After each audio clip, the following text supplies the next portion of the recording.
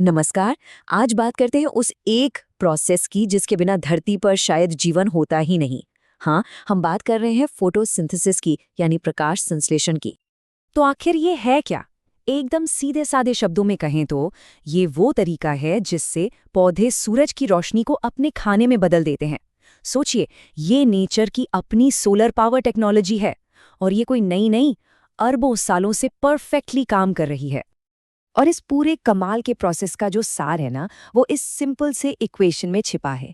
पौधे हवा से कार्बन डाइऑक्साइड लेते हैं, जड़ों से पानी खींचते हैं और फिर सनलाइट की एनर्जी और क्लोरोफिल नाम के एक हरे पिगमेंट की मदद से इसे बदल देते हैं ग्लूकोज, मतलब अपने खाने में, और हाँ, ऑक्सीजन में।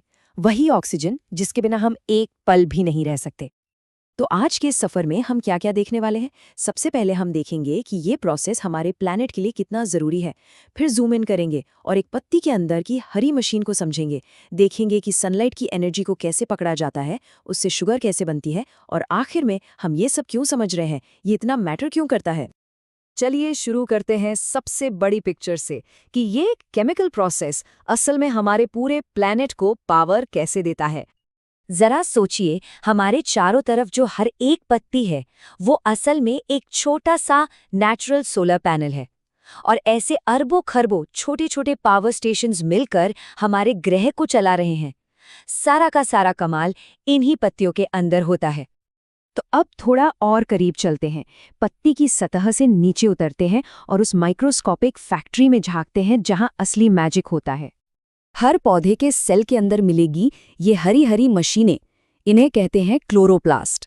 यही वो पावर हाउस है, वो जगह जहां सूरज की रोशनी को खाने में बदलने का पूरा काम होता है। अब इस फैक्ट्री के भी 3 मेन पार्ट्स हैं। पहला है थाइलाइकॉइड। ये सिक्के जैसे स्ट्रक्चर हैं जहां एनर्जी को कैप्चर किया जाता है। फिर है ग्रेनम, जो इन सिक्कों का ढेर है, मतलब एक के ऊपर एक रखे हुए पैनकेक्स जैसा। और तीसरा है स्ट्रोमा। ये वो लिक्विड वाला एरिया है जहां इस कैप्चर की हुई एनर्जी का इस्तेमाल करके असल में शुगर यानी खाना बनता है। ठीक है, तो अब आते हैं फोटोसिंथेसिस के पहले और शायद सबसे एक्साइटिंग स्टेज पर, लाइट रिएक्शन। जैसा नाम से ही पता चल रहा है, ये वो स्टेज है जहां पौधे सीधे सीधे सनलाइट की एनर्जी को पकड़ते हैं। और इस पूरे खेल का हीरो है क्लोरोफिल, वो हरा मॉलिक्यूल।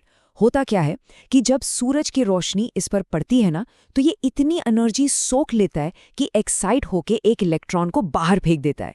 इसी को कहते हैं फोटो आयनाइजेशन। और बस यहीं से सूरज की लाइट एनर्जी को केमिकल एनर्जी में बदलने का शानदार सफर शुरू हो जाता है। लेकिन यहाँ एक सवाल उठता है, लाइट की ये एनर्जी तो पल भर के लिए होती है ना? तो इसे एक स्टेबल, यूज करने लायक केमिकल एनर्जी में बदला कैसे जाता है? इसका जवाब छिपा है इस जी स्कीम में। ये डायग्राम दिखाता है कि वो एनर्जी से भरा इलेक्ट्रॉन कैसे एक कमाल के सफर पर निकलता है, जिसे कहते हैं इलेक्ट्रॉन ट्रांसपोर्ट चेन। इसे एक तरह की पिनबॉल मशीन समझिए, जहां हर टक्कर पर इलेक्ट्रॉन अपनी थोड़ी सी एनर्जी छोड़ता जाता है और उस एनर्जी को बड़े ही ध्यान से इकट्ठा कर लिया जाता है। तो इस सब का नतीजा क्या निकला? 2 बहुत ही जरूरी एनर्जी से भरे मॉलिक्यूल्स बनते हैं।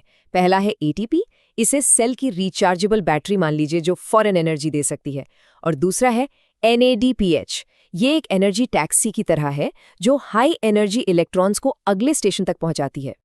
और एक और कमाल की बात होती है, जैसे जैसे ये इलेक्ट्रॉन्स अपने रास्ते पर आगे बढ़ते हैं, वो एक तरह के पंप को पावर देते हैं। ये पंप क्या करता है?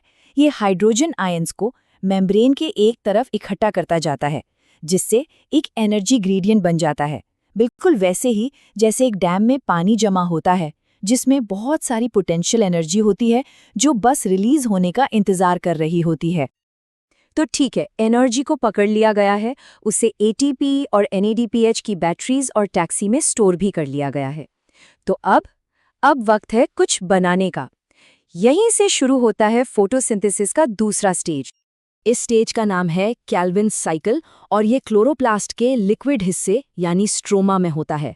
अब यहाँ पर पहले स्टेज में बनी वो एनर्जी बैटरी यानी एटीपी और एनर्जी टैक्सी यानी NADPH, इन दोनों का इस्तेमाल होता है। किस लिए? हवा से ली गई कार्बन डाइऑक्साइड को असली खाने मतलब शुगर में बदलने के लिए। ये पूरी साइकिल एक बहुत ही एफिशिएंट असेंबली लाइन की तरह काम करती है, बस 3 स्टेप्स में। स्टेप 1 फिक्सेशन, इसमें हवा से कार्बन डाइऑक्साइड को पकड़ा जाता है। स्टेप 2 रिडक्शन, यहाँ एटीपी और एनएडीपीएच की एनर्जी का इस्तेमाल करके उसे एक सिंपल शुगर में बदल दिया जाता है। और स्टेप 3 रीजेनरेशन, इसमें साइकिल को चालू रखने के लिए स्टार्टिंग मॉलिक्यूल को दोबारा बनाया जाता है। और इस प्रोसेस की सबसे मजेदार बात जानते हैं क्या है? इसकी एफिशिएंसी। जो भी शुगर बनती है उसका एक हिस्सा तो पौधे के बढ़ने के काम आता है और बाकी का हिस्सा इसी साइकिल को, इसी फैक्ट्री को लगातार चलाते रहने में इस्तेमाल हो जाता है। कमाल है ना? तो चलिए अब मॉलिक्यूलर लेवल से वापस जूम आउट करते हैं और देखते हैं उस बड़ी पिक्चर को कि इस पूरे प्रोसेस का हम सब पर और इस प्लैनेट पर आखिर असर क्या होता है। सिर्फ ये एक नंबर देखिए, 100 गैलन। जानते हैं ये क्या है? ये उतना पानी है जितना एक बड़ा सा पेड़ एक गर्म दिन में सिर्फ 1 घंटे में भाप बनाकर उड़ा सकता है। इससे बस एक अंदाजा मिलता है कि इस पूरे प्रोसेस को चलाते रहने के लिए पौधों को लगातार कितने रिसोर्सेज की जरूरत पड़ती है।